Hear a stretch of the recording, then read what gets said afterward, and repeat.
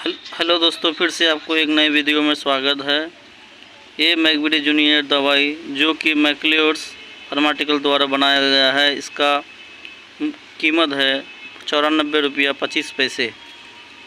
इसका कम्बिनेशन है लिवोसोल्बुटामोल sulphate, ambroxol, hydrochloride, जेपिसिन, जो कि एक बलगम वाला खांसी के लिए और सांस वाला खांसी के लिए बिल्कुल लाभदायक है।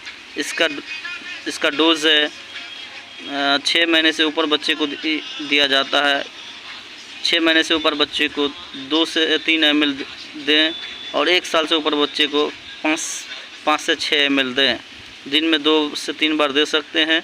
ये बहुत ही लाभदायक दवाई है। इसको देने से बच्चे को तुरंत रिलीफ मिलता है और बलगम ढीला होता है, जिसके कारण उसको सांस लेने में प्रॉब्लम से दूर हो जाता है और सर्दी खांसी से भी रिलीफ मिलता है।